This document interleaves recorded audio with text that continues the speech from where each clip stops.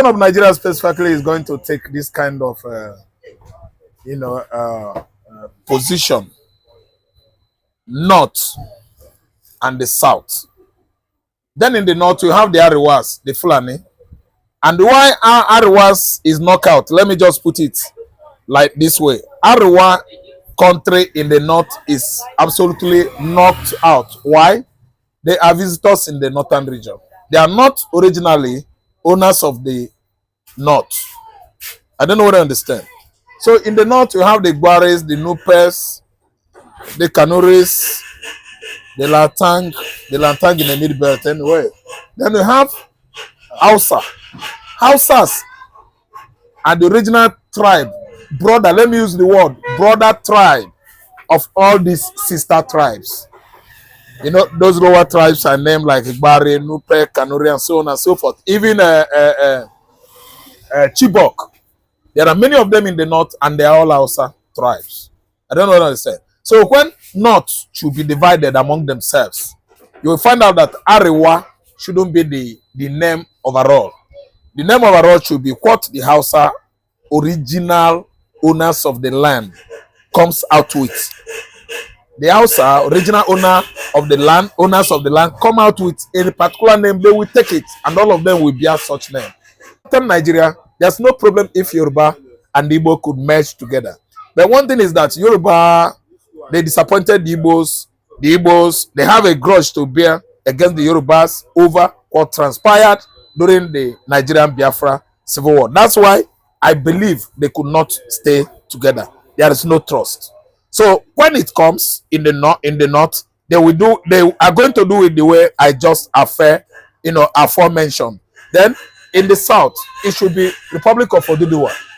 Yoruba occupy a very large areas, square meters of land in the southwestern Nigeria.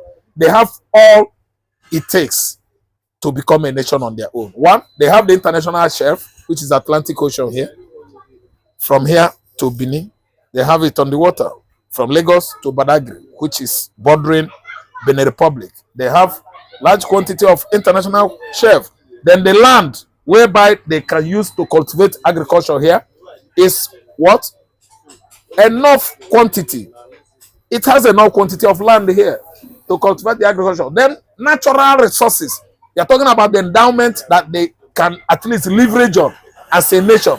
They have it here. So Yoruba agriculturally, they are there. Then natural resources, natural endowment, Yorubas, they are there.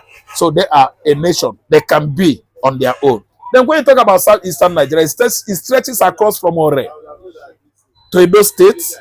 From Edo State. What do you mean Ore? Ore forest there. Ore is part of Ondo State. No. That's where the war ended. I'm telling you, when the United Nations come to give us or demarcation of that's the borderline between Ondo and Delta. I'm telling you that there are experts. They are called cartographers. They are the ones that can draw map. They can give you boundary lines between nations. They are the one that are you saying the Ore forest does not belong to the Yoruba? Nigerian Biafran civil war ended at Ore. Does the Ore forest belong to the southwest? Biafran Nigerian civil war ended at Ore. Where any war, confrontation ended in the world, that is where the boundary ended. So that's a neutral. Are you saying it's not a nothing? It's not a nothing. It is in the history. Are you saying it's a neutral for? Is it that place now? Is no. It doesn't mean say it does not belong to Yoruba. I say border because that's where the war ended. Okay, some parts belongs. Okay, it can't be the whole forest. It can't be the whole Ore now. That place that the Nigerian military, clique, let me say withdraw. But this can be subject to debate because it should be subjected to debate. The Benin might decide not to be a part of the. No, they have no option. They have debunked their relationship with Oduduwa. Let us move forward from that Ore axis, or let me say, take your word, from Benin down to Niger Bridge, down to Bight of Guinea, that is Bakassi axis, come up to Benue. I don't know what I understand. The Gala part of Kogi, down. And even the Plateau states. You're talking about Plateau people, Langtang, and the rest of those Christian tribes there have decided that they are part of Biafra. And actually they are part of the old East Central region of Nigeria. I don't know what I understand. How the cartograph is going to go. That's what I just said now. From Bight of Bonny, which is this Ondo axis, Lagos Ocean, where they have border with Benin, down to Bakassi Peninsula. That's Bight of Guinea, to the axis of Benue Kogi, come back to Igbo land. I don't know what I understand. These are the geography of, or let me say topography of the Biafra land. And eventually, let me just come out to tell you that when you talk about agriculture, discussing agriculture in Igbo land, you have gotten it because we are the chief producer of palm oil before. In the 70s, in the 60s, in the 80s, we are the chief producer of palm oil.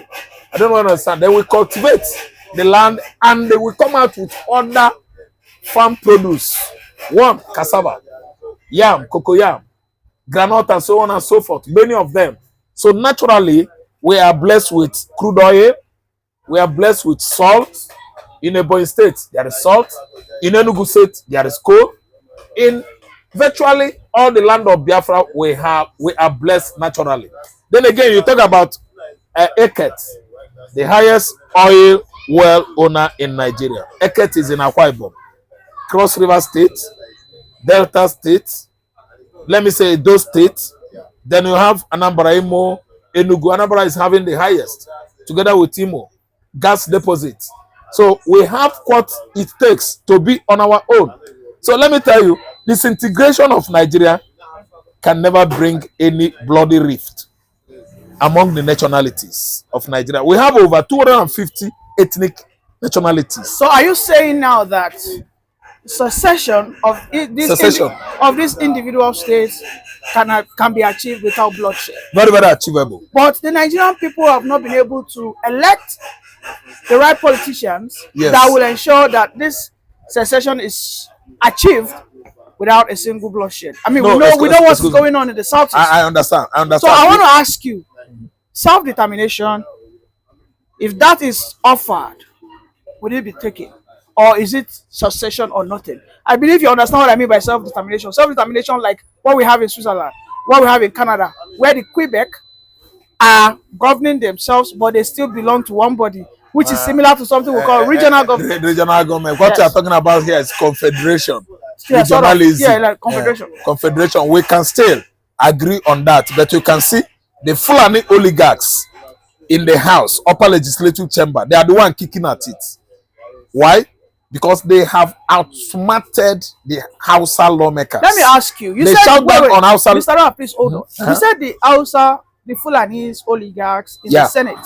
Can you tell me the senators from the southeast or southwest that have moved a motion to go back to the Confederation? Many of them now. Recently, Oladele from Yoruba said they don't support it because if they support it, virtually they are giving Igbo free hand to see the way from Nigeria.